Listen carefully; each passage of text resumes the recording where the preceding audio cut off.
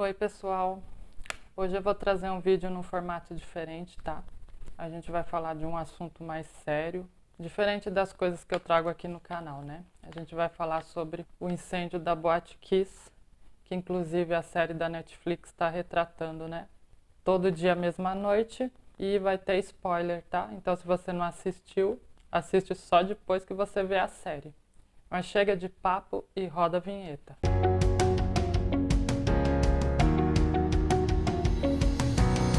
Eu sou Samira Smichek, sou psicóloga e você está no canal Adoravelmente. Sejam todos muito bem-vindos. Bom, eu vou contar para vocês como que eu fiquei sabendo da série, como que eu fiquei sabendo do acidente. Bom, como o acidente ele aconteceu em 2013, né, 10 anos, na época eu não fiquei muito por dentro, né, do que tinha acontecido.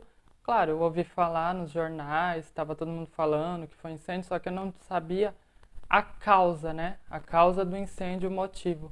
Para mim tinha sido uma coisa do acaso, né? Tinha sido um vazamento de gás ou algum fio, nada assim tão, né, alarmante. Só que a série veio trazer pra gente a história a fundo. Então foi a partir da série que eu passei a saber qual foi o real motivo e a dor, né, que as pessoas sentiram, né, com esse acontecimento. A Boate Kiss fica em Santa Maria, né, uma cidade do Rio Grande do Sul. Essa boate ela é muito conhecida mesmo pelo que acontece lá, né, pelos shows que tem lá tal. E nessa noite tinha bastante gente. Por quê? Porque o pessoal tinha se formado, né, tinha um monte de gente que já estava na formatura, então eles estavam comemorando, um monte de estudante.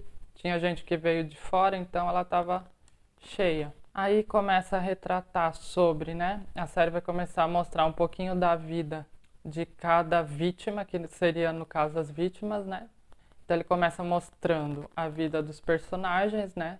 A relação que eles têm com os familiares.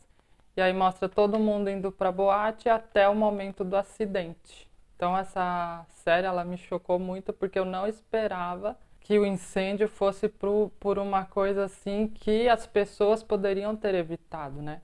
Então é isso que me machucou mais, porque era uma coisa que estava errada, era uma coisa que poderia ser evitada, e não um incêndio que aconteceu por um vazamento de gás que você não previu, entendeu? Isso era previsto, porque as pessoas já sabiam que isso podia acontecer, entendeu?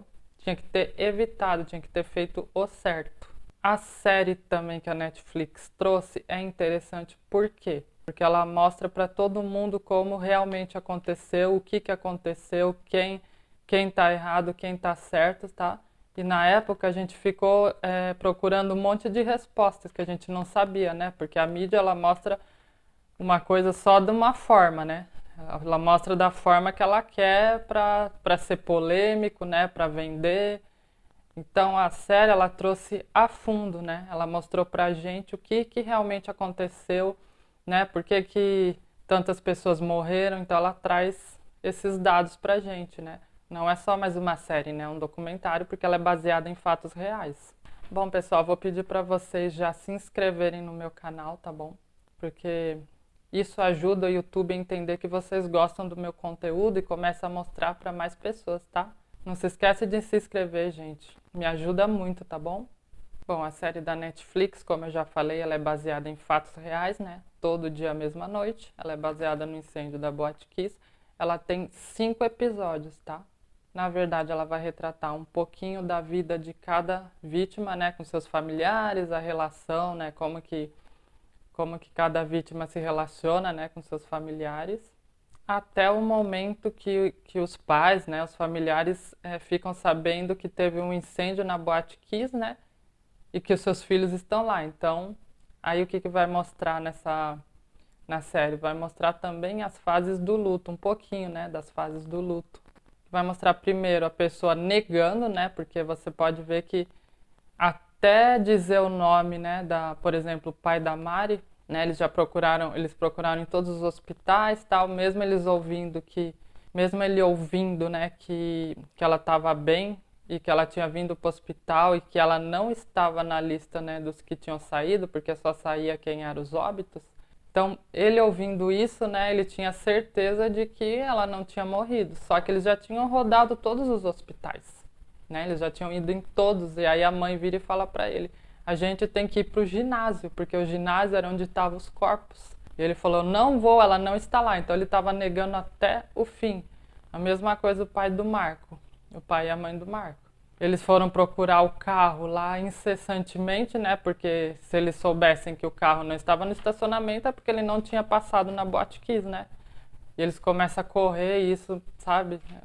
É um desespero da mãe e do pai, né? Para ter a certeza de que o filho não estava lá. Isso é muito triste, né? Eles começam a acionar o alarme, né? Subir de escada desesperado no primeiro, no segundo, no terceiro andar de estacionamento até que o carro faz o barulho e eles, né, desabam, né? Porque sabe que o filho estava lá. Mas mesmo assim eles não aceitam, né, que ele morreu. Aí eles vão lá esperar, sentar lá no ginásio, esperar até que eu não sei quem é aquele outro parente dele, eu não conheço, que vem e traz a notícia, né?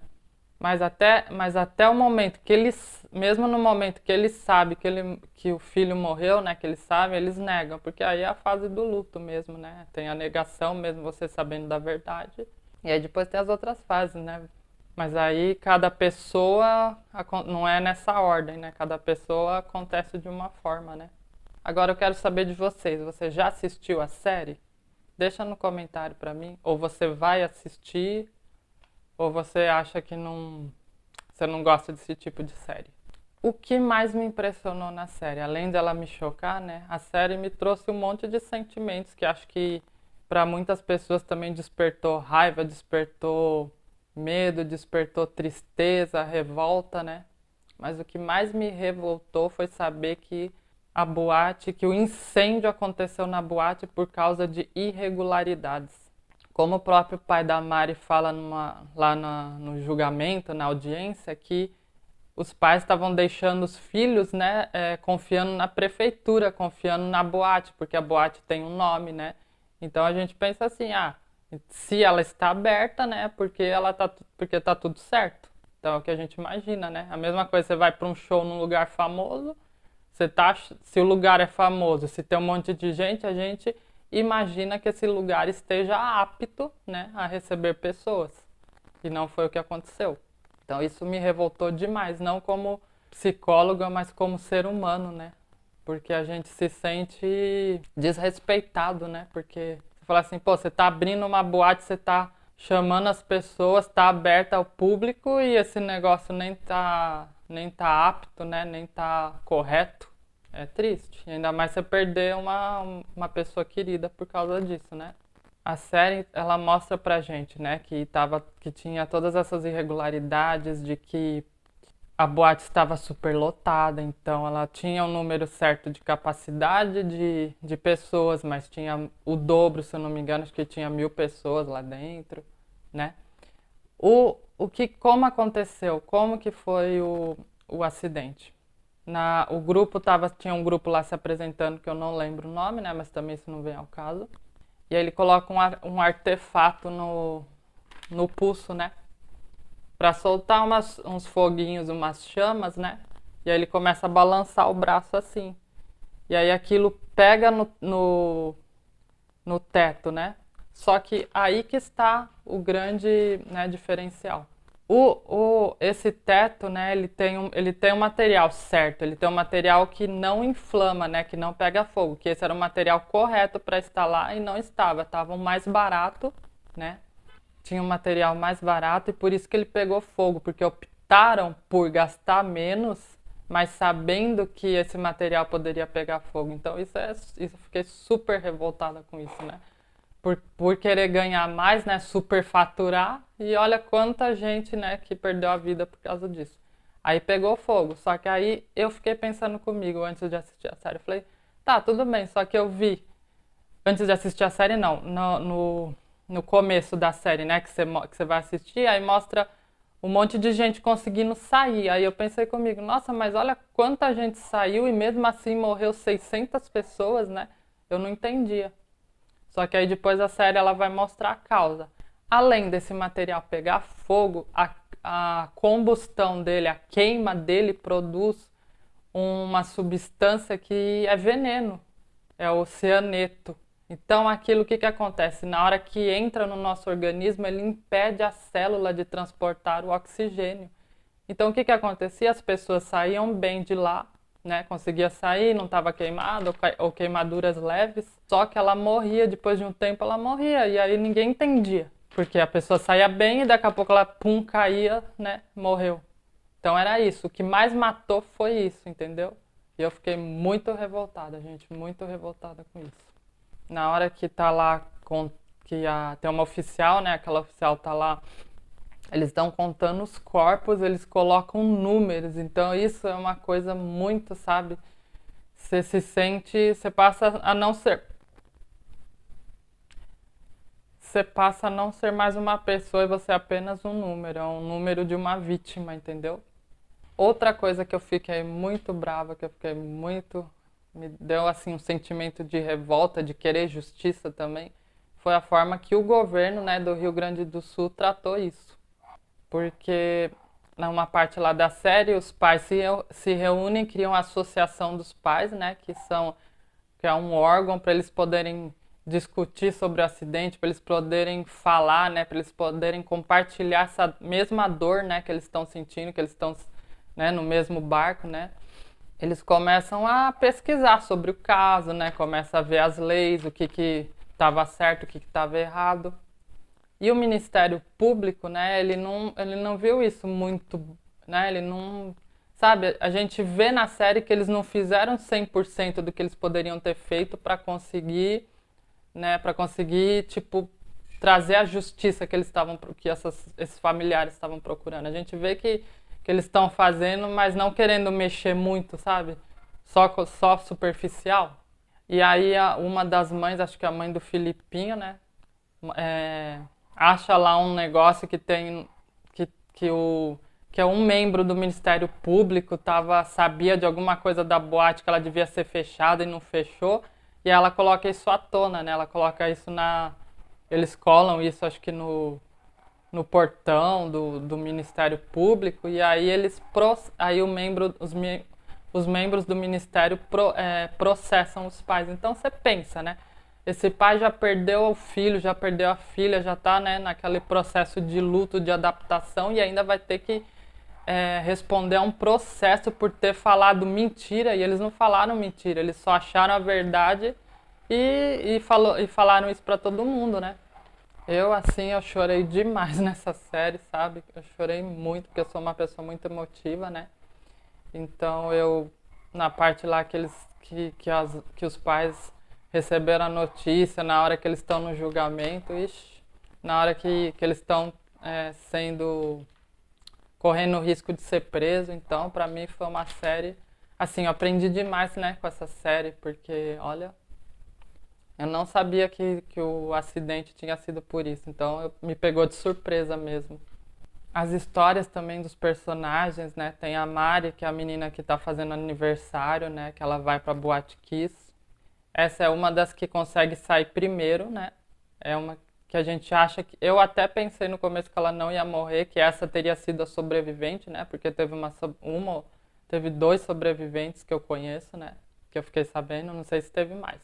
Mas aí a Mari eu achei que seria ela, né? Porque ela saiu primeiro, só que ela inalou muito gás, então ela não conseguiu. Tem a Grazi também, que foi a que perdeu a perna, né? Que ela ficou lá dentro e tem, acho que, se eu não me engano, acho que até vai ter julgamento. O julgamento dela acho que vai ser não sei se já foi ou se já vai ser, porque por conta da pandemia eles adiaram. Olha quanto tempo que essas pessoas estão, né, esperando. É um absurdo. 10 anos que foi o acidente, o julgamento ainda está né, ainda está sendo, o julgamento ainda vai acontecer, né? Então tem a Grazi e o Marco. A Grazi é que perdeu a perna e o Marco é aquele que ficou com as queimaduras, né? Pelo corpo todo, muitas queimaduras, que ele ficou até em coma. Então a gente pensa essas duas pessoas. Como que elas vão ter que se readaptar à vida, né? Porque a Grazi perdeu uma perna, então ela vai ter que passar por todo aquele processo psicológico de aceitar aceitar que ela perdeu a perna. Tem o luto também, que é um processo mais dinâmico do que o luto de pessoas, né? O luto de pessoas ele demora mais um pouquinho mais. Mas quando você perde um membro, você também tem essa fase de luto, né? De você aceitar que você não tem mais aquele membro. É muito difícil de você se readaptar à vida, né, com essas condições, que você vai ter que ser inserido novamente na sociedade, vai ter que sofrer preconceito, vai ter que aprender a aceitar, então tem uma série de coisas. E o Marco também não foi de perder alguma coisa, mas ele tem as marcas, né? Ele ficou com um monte de marca um monte de queimadura. A Grazi também ficou além de perder a perna, ela ficou com marcas no braço, né? Então tem toda aquela fase de readaptação, de tentar fazer coisas novas, né? De se aproximar das pessoas. Tem certas pessoas que vão te olhar assim, meio de lado, tal, né? Meio, né?